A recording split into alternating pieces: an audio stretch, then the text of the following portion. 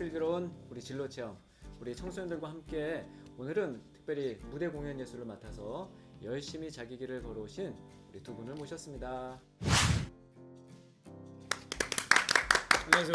안녕하세요. 저는 MC인데요. 네. 일단은 오늘 네, 여러분이 공연을 보신 영상으로 보신 서대문 1919의 연출 박선희입니다. 안녕하세요. 저는 이번에 공연에서 시문 역할을 맡았던 임승범이라고 합니다. 반갑습니다. 되게 잘생긴 잘 목소리도 좋고요. 아닙니다. 목소리 약간 그 배우 그 이선균 씨좀 닮았다는. 안녕하세요. 저는 한번 보여주세요. 역시 코너링이 훌륭하시네요.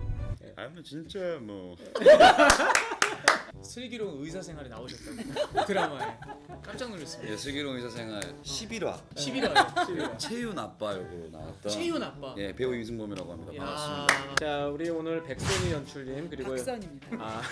어쨌든 좋았어요. 뭐 진짜 뭐 이번 작품 우리 친구들이 아까 서대문 1919를 다 봤을 거예요. 어떠셨나요?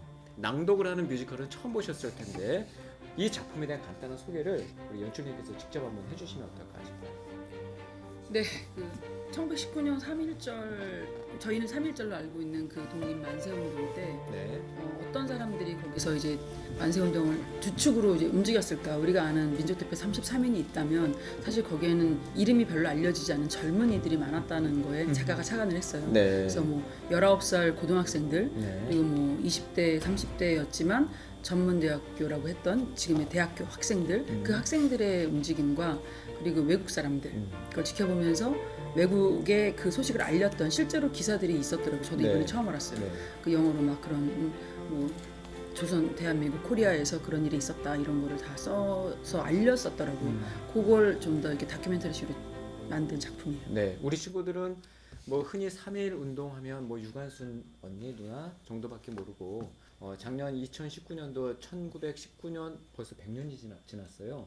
그 놀라운 이야기들이 이제 영화로도 됐지만 이렇게 낭독극으로 발표가 됐다는 거 조금 전에 감상하셨을 텐데 방금 이야기하신 것처럼 이런 일련의 이 많은 이야기들이 우리 친구들에게 어떤 메시지로 전달됐으면 하는 그런 연출자의 마음이 있었을 것 같아요.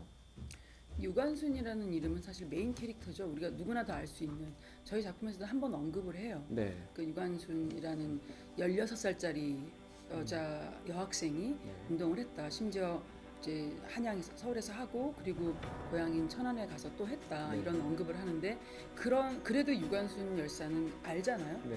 근데 알려지지 않은 수많은 사람들이 있었다는 거. 어디선가 어떤 작업을 어떤 일을 한다고 했을 때 유명해지지 않는다고 해서 존재하지 않았던 건 아니다.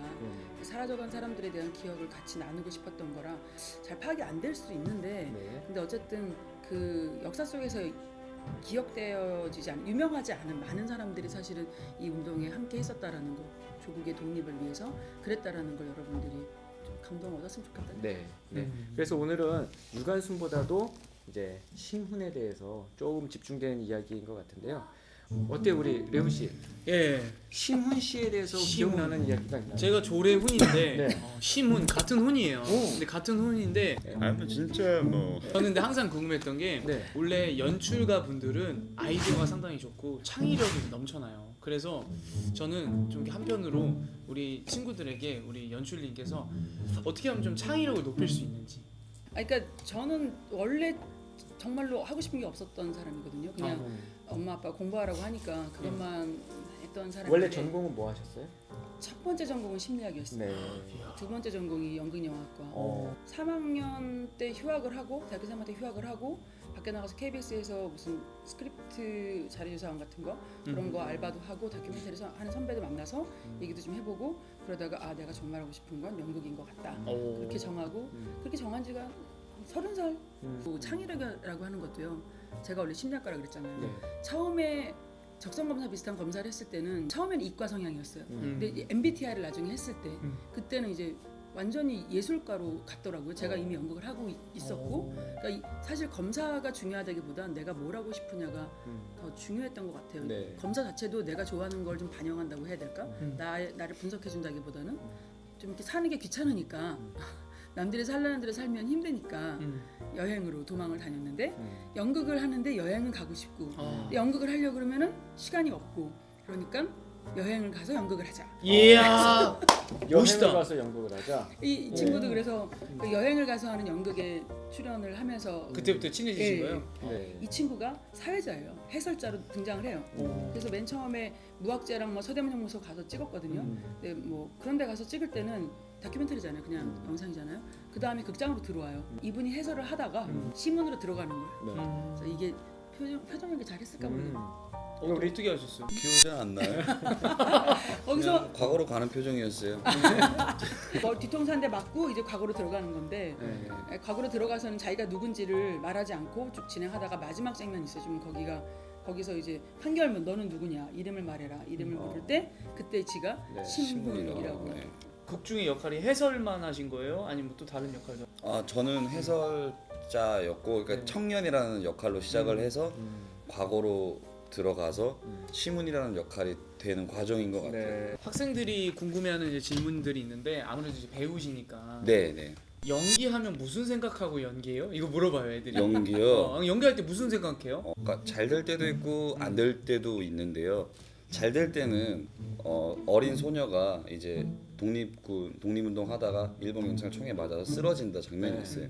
잘 될 때는 그 그림이 확 떠올라요. 그냥 확 보여요. 그러니까 물론 무대니까 없잖아요. 그리고 뭐 촬영을 가도 실제로 소녀가 총 맞아서 죽지는 않으니까 앞에 카메라가 있든 뭐 그냥 객석이 있던 간에 잘 될 때는 그림이 확 떠오르는데 안 될 때는 어렸을 때 죽은 애가 있었나 아닌가. 스타니슬라스키. 그러니까 옛날 제 어떤 경험에서 야. 가져오는 경우도 있고 정말로 그 순간에 확 떠오르는 장면도 있고 그래서 연극이나 영화나 다 재밌습니다.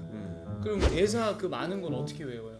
그러니까 이 연출님처럼 책을 많이 읽고 하면 어느 스토리를 이어갈 수 있는 논리 같은 게 생기잖아요.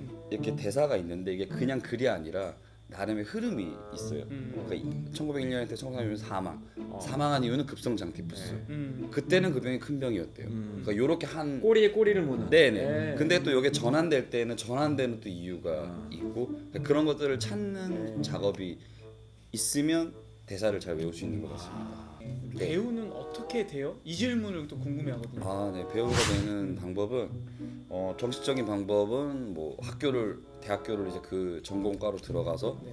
이제 오디션을 보고 프로가 되는 방법이 있고 요즘은 안 그런 경우도 많이 있더라고요. 굳이 대학교를 안 가더라도 뭐 오디션을 보러 예, 가거나. 학원이나 혹은 뭐 개인 레슨, 독학으로 해서도 큰 작품들을 하는 배우들이 많이 있더라고요.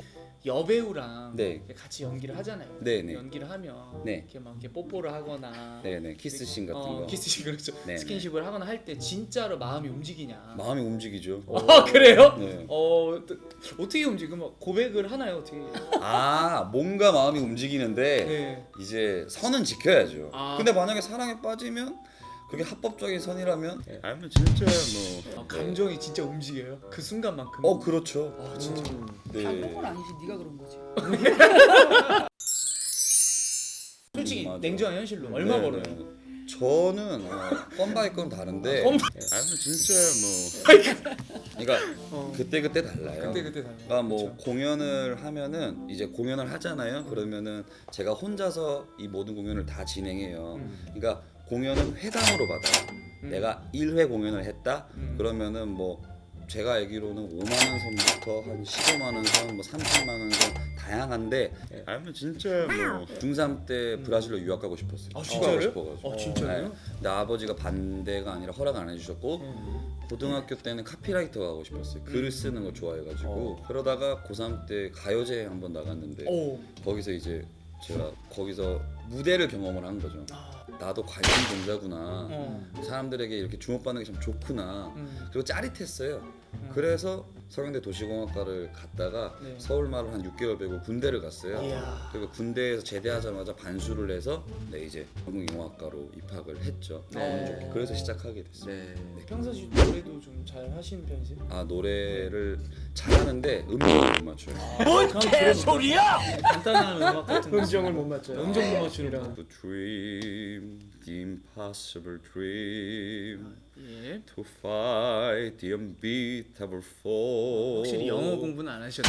Where 그렇지. with somewhere of sorrow. 오, 목소리 좋아, 목소리. 우리 청소년들에게 이런 무대 영상, 공연 예술 이런 걸 하고 싶은 친구들이 분명히 있을 거예요.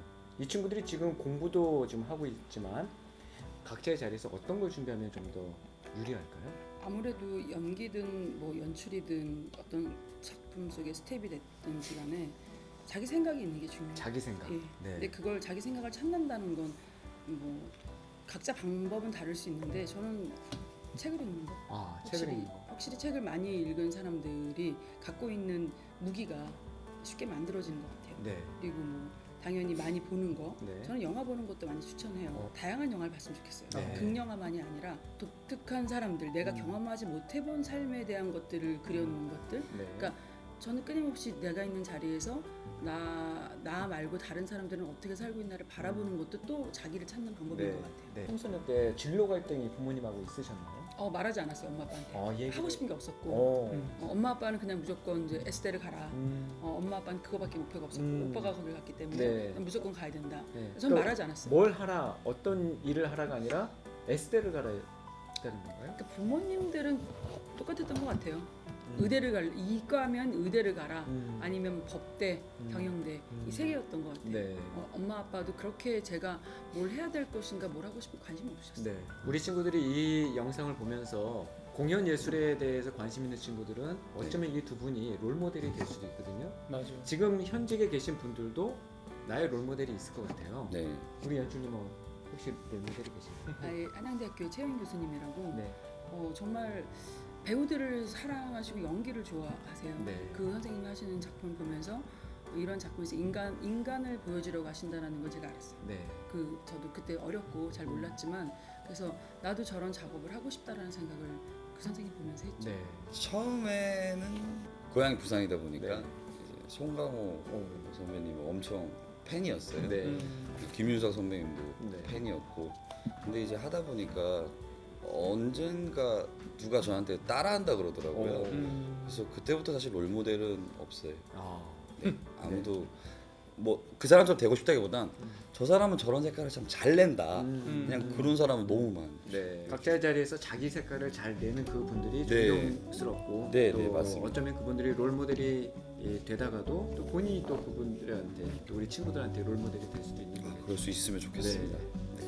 요즘에 그 가수 비가 부르는 노래 제목이 뭐죠? 1일 1강 이런 느낌 아니에요? 깡이죠, 깡. 네. 쌍기업으로 시작하는 이름절 우리 친구들이 꼭 가지고 가면 좋겠다라는 단어가 생각이 나요. 꿈입니다. 이 꿈을 꾸기 위해서는 깡이 있어야 되겠죠. 그렇죠. 네. 아무리 부모님이 반대하고 또 내 안에 부족한 것이 발견되더라도 그것을 꾸준히 밀고 갈 수 있는 깡. 그 깡을 밀고 오셔서 끝내 이렇게 연출 그리고 끝내 이런 멋진 배우를 할 수 있는 게 아닌가 싶어요. 그러다 보면 인생에 언젠가는 꽃이 피지 않겠어요? 맞습니다. 박수 쳐드려야 돼. 준비하셨네. 준비 안 했어요. 자연스러워. 자연스럽게. 그러다 보면 이렇게 정말 무대 꾼들이 되시는 거고. 맞습니다. 네. 마지막으로 이 질문 한번 드릴게요. 네.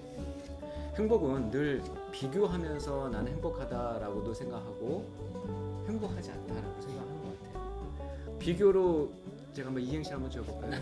문 한번 띄워드리겠습니다. 기대돼요. 네. 비참해지거나 교만해지는 거. 비교. 네. 저는 이게 비교인 것 같아요. 오. 그 어떤 것도 좋지 않아요. 네. 그러네요. 그 비교는 절대 우리 친구들이 안 했으면 좋겠고요. 누구와 비교해서 나는 눈이 크다 눈이 작다가 어디 있겠어요. 그게 비교를 했기 때문에 난 누구보다 눈이 작은 거고 누구보다 키가 작은 것이죠. 여러분의 키가 가장 적당한 키고 여러분의 얼굴이 가장 적당한 저는 얼굴이라고 저는 생각을 합니다.